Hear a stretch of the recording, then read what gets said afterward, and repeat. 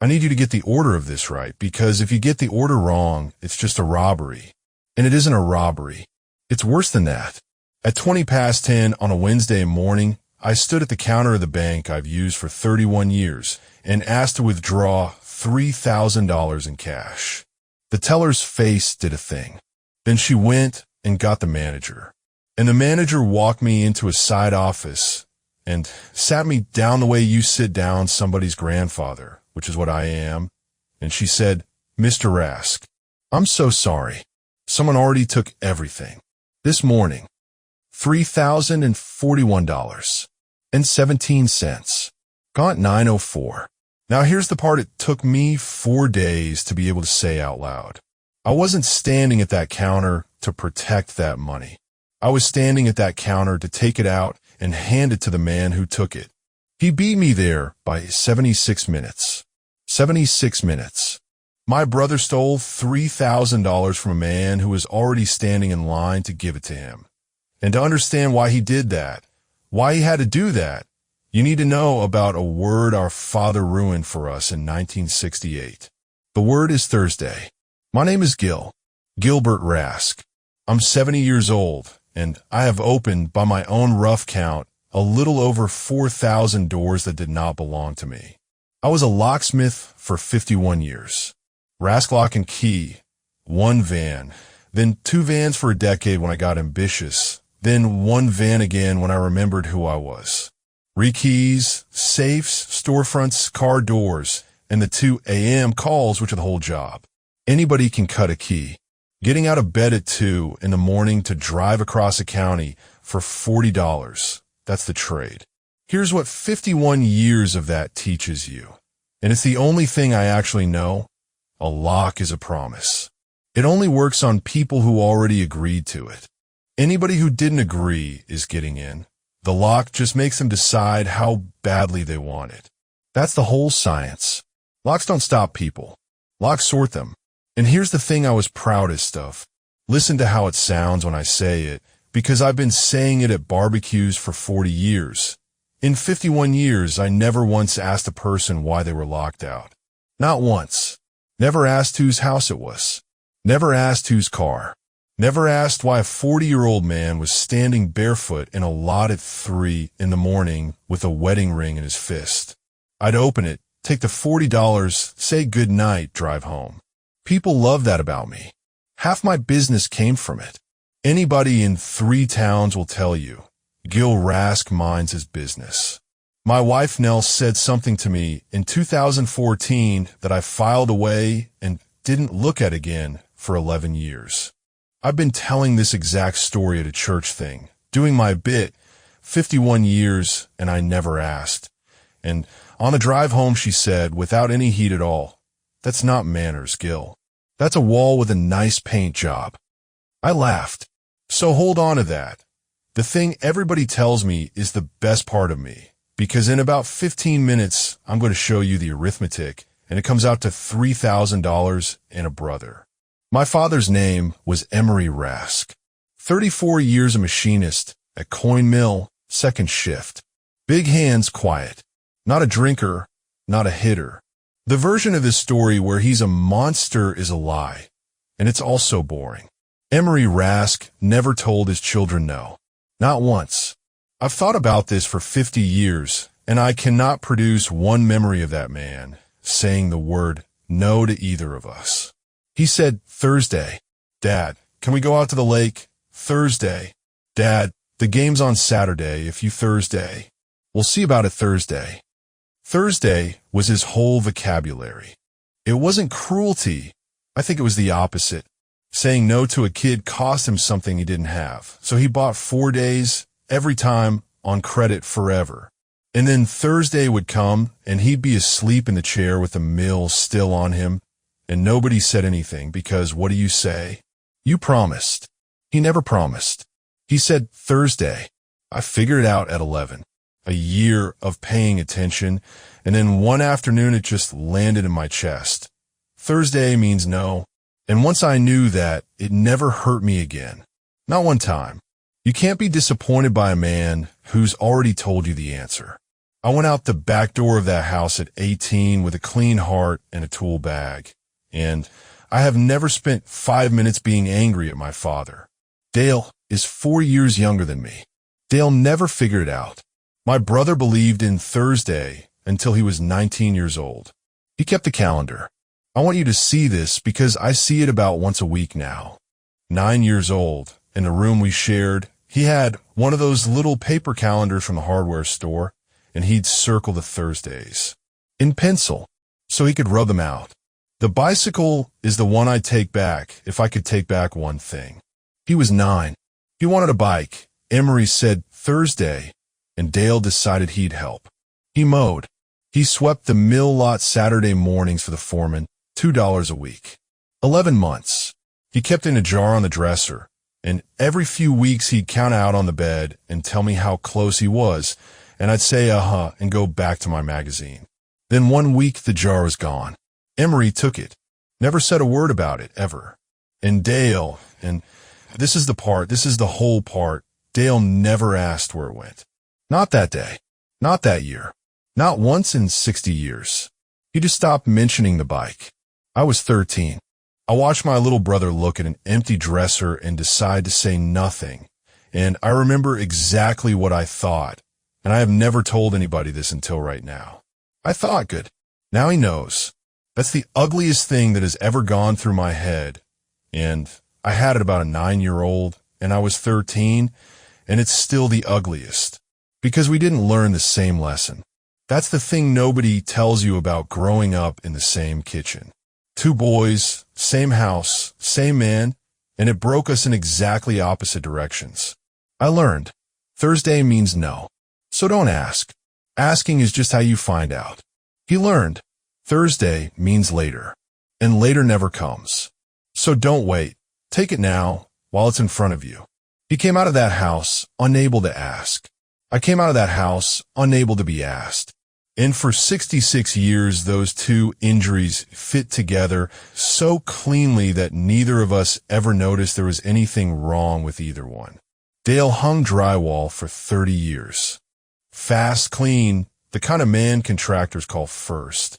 Then his hands went the way they do, and at 56, he was behind the parts counter at Del Mar Auto, 9 hours a day, telling people which alternator fits a Corolla. He's 66 now. Half a rented duplex on Gain Street. No wife anymore, and I don't know the whole story of that because, well, you know why I don't know the whole story of that? In 2014, he hit bottom. Truck gone, 3 months behind on the rent. And he didn't call me. I found out from cousin. My brother was 90 days from sleeping in a parking lot, and he didn't pick up the phone, and standing in my kitchen with that cousin still talking in my ear, what I felt, honestly, was insult. He didn't ask me. I'm his brother, and he didn't ask me. So I did the only thing I know how to do. I didn't ask what happened. I didn't ask what he needed.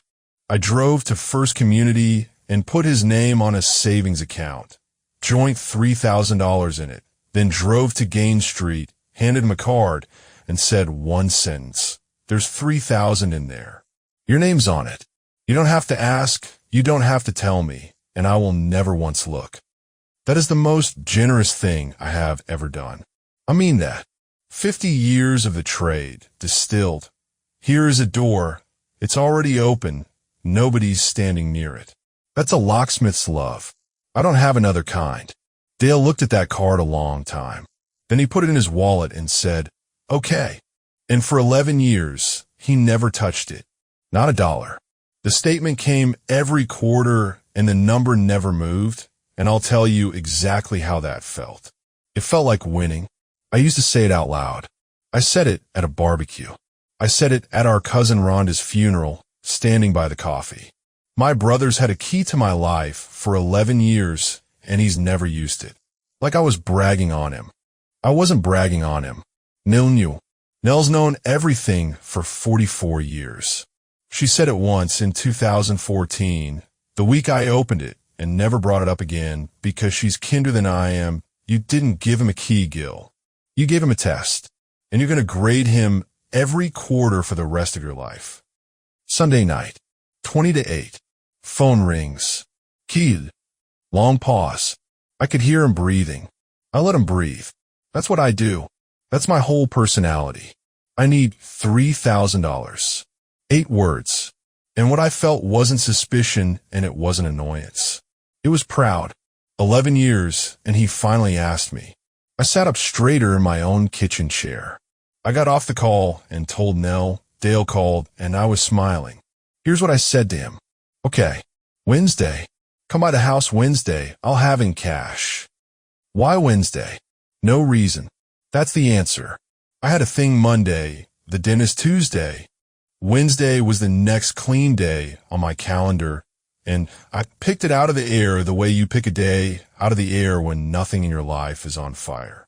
And I did not ask him what it was for. Sit in that with me for a second. My brother spent 11 years working up to 8 words, and I answered him with a day of the week and a silence. From where I was sitting, I said yes.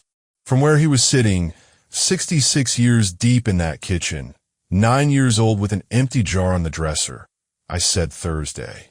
Wednesday morning, I stopped for gas, filled the withdrawal slip out in the truck, so I wouldn't have to do it at the counter with my reading glasses, and walked into First Community at 10:18.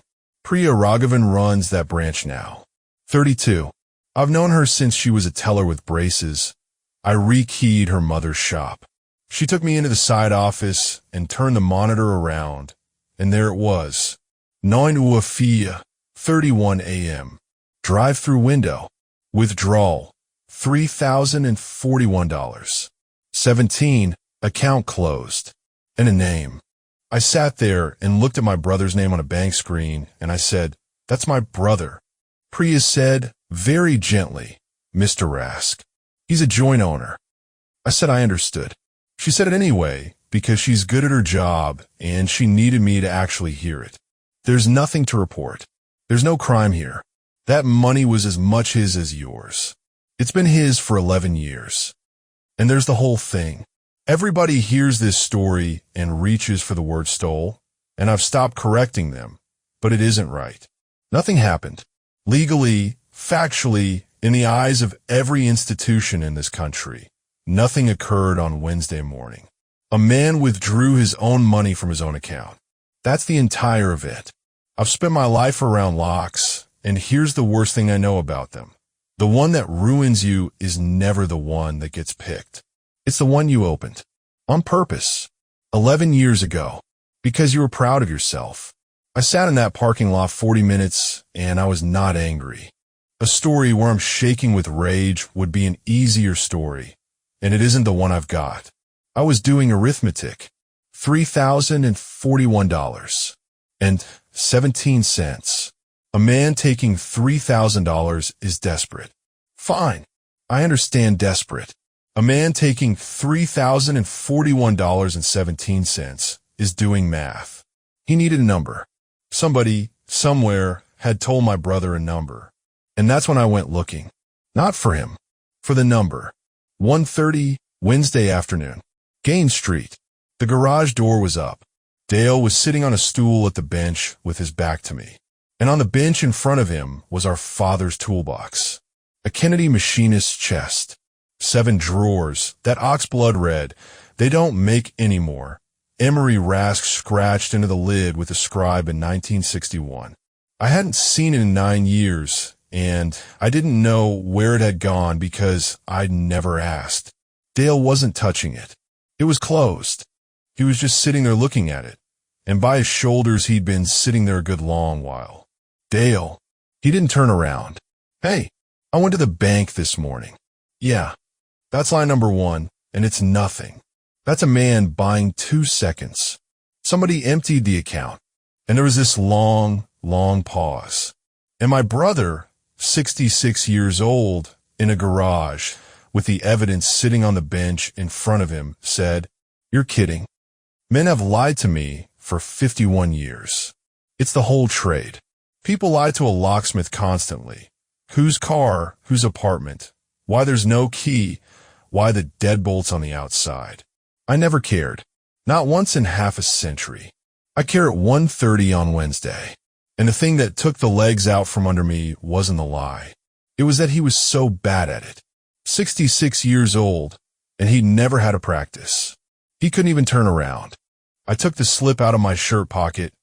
Priya had printed it and put it on the bench next to the toolbox and said nothing. He looked at it for maybe 30 seconds. Then he said it. Flat. Not defensive. The way you'd read off a number you'd made your peace with about 40 years ago. You were going to say no? And I said, I was standing in line, Dale. He didn't move. I was 31st in line. I was doing the crossword on my phone. I had the slip already filled out in my pocket because I didn't want to hunt for my glasses at the counter. And then I took out the other one. My slip. The one I'd written in the truck at the gas station at 10:11 in the morning in my own handwriting. Withdrawal, $3,000 cash. And I put it on the bench next to his. 2 withdrawal slips. Same account. Same money. Same family. 76 minutes apart. My brother looked at my handwriting on a piece of paper he was never supposed to see, and his whole face came apart, and he put both hands flat on our father's toolbox, and he did not make a sound. That's when I saw it.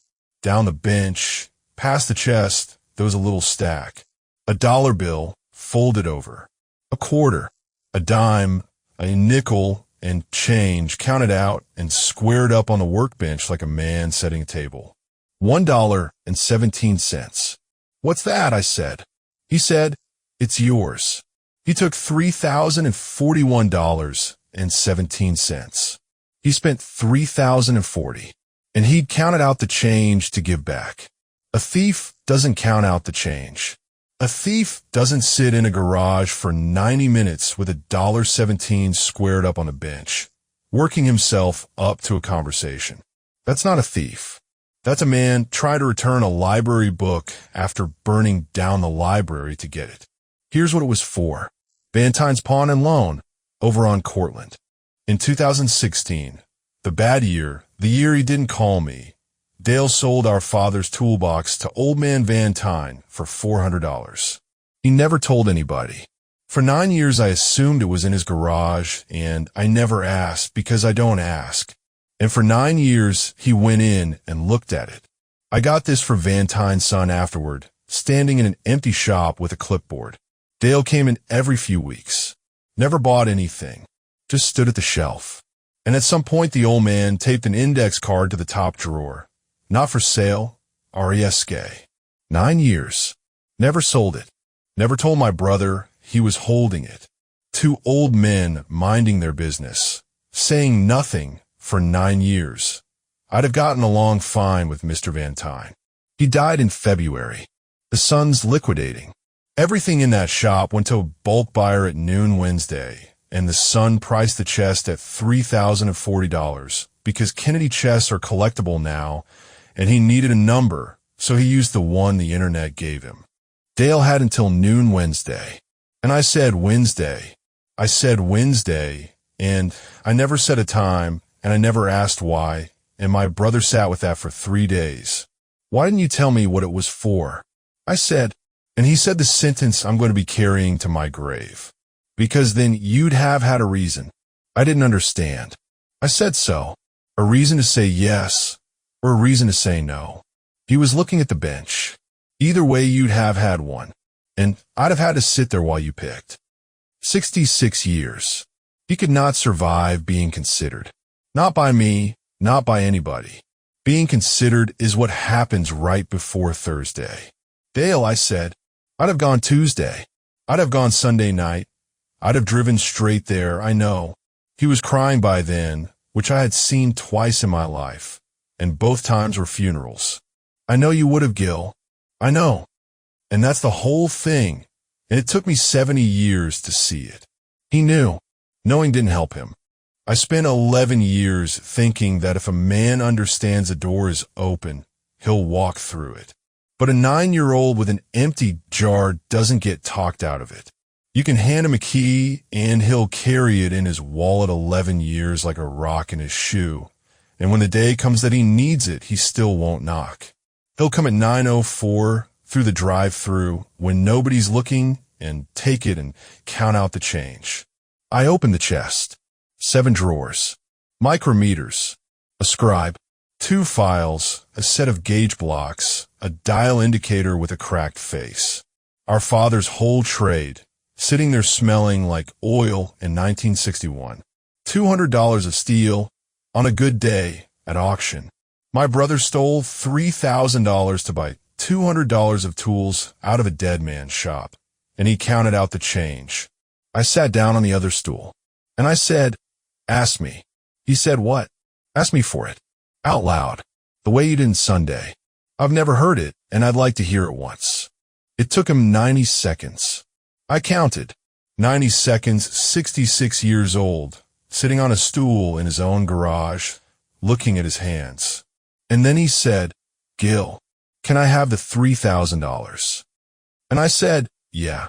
And then I did the other thing. The one I should have done on Sunday. The one that would have cost me nothing. The one it took me 70 years and 51 years of the trade and 4,000 doors to learn how to do. I said, "What's it for?" And my brother told me. It took 40 minutes.